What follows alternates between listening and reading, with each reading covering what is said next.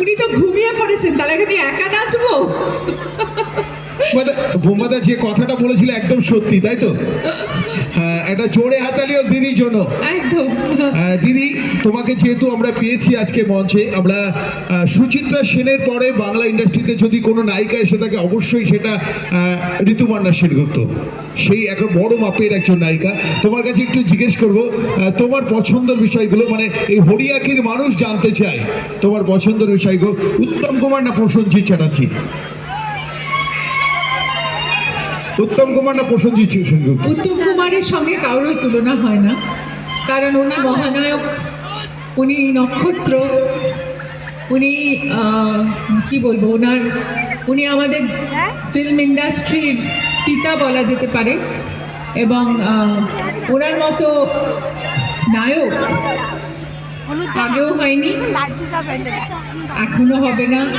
আমি জানি না পরবর্তীকালে হবে কিনা, তবে আমার মনে হয় উত্তম কুমার আর কখনো দ্বিতীয় হবে না। হ্যাঁ কি না? জোরে হাতালি, উত্তরটা অসাধারণ, অসাধারণ। প্রসেনজিৎ চ্যাটার্জিও একজন স্তম্ভ আমাদের ইন্ডাস্ট্রি, এবং উনি আজকে পদ্মশ্রী পেয়েছেন, এটা আমাদের কাছে খুব গর্বের বিষয়। এবং উনি যে কন্ট্রিবিউশন করেছেন বাংলা ইন্ডাস্ট্রিকে, সেটা কোনো তুলনা হয় না। এবং ঋতুপর্ণা প্রসেনজিৎ জুটি যে কন্ট্রিবিউশন করেছে, তাতে আমরা সম্মানিত এবং গর্বিত। Thank you. দেবনাথিত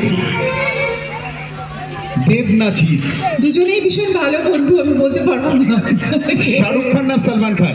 শাহরুখ খান। জন্মদিনে কেক না পায়েস? কেক ভীষণ ভালোবাসি খেতে, তবে সবচেয়ে বেশি মিস করি আমি এখন আমার মায়ের হাতের পায়েস। মায়ের হাতের খাবার না 5 স্টার হোটেলের খাবার? মার হাতের খাবার, অফকোর্স। আরে জোরে হাতালিও দিদির জন্য, এই মুহূর্তটার জন্য। মার হাতের খাবার আর কোনোদিন আমি খেতে পারবো না, কারণ মাকে আমি আগের বছর হারিয়ে ফেলেছি। দিদি, একটা কথা বলতে চাই, আমাদের এখানে বিপ্লব দা আছে, সুজিত আছে। সুজিতার পা ভেঙে গেছে, তবু মঞ্চে এসছে শুধু তোমার জন্য। বিপ্লব দা এইখানে এই ক্লাবের 25 বছর পূর্ণ করলো সেক্রেটারি, মানে সেক্রেটারি হিসাবে। একটা জোরে হাততালিও বিপ্লব আছে। জোরে হাততালি হোক সবার জন্য। মানে রজত জয়ন্তী বর্ষ বিপ্লব দার। দারুণ। দিদি, আরেকটা গান যদি শোনাও। হ্যাঁ, এটা আমার মনে হয় যে একটা কথা বলতে চাই, যে আপনাদের সঙ্গে যখন আমি এলাম, আপনাদের ব্যবহার, আপনাদের হসপিটালিটি, আপনাদের এত আতিথেয়তা আমাকে মুগ্ধ করেছে। আমি নিশ্চয়ই আবার আসব আপনাদের ডাকে।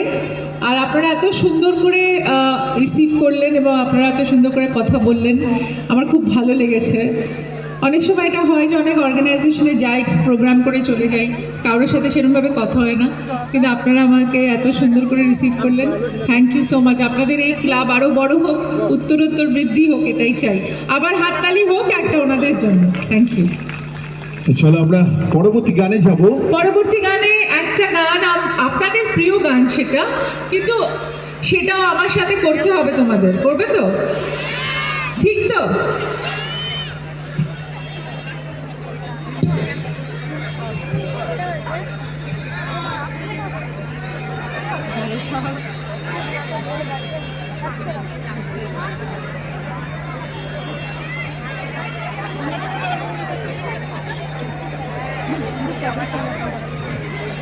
হ্যাঁ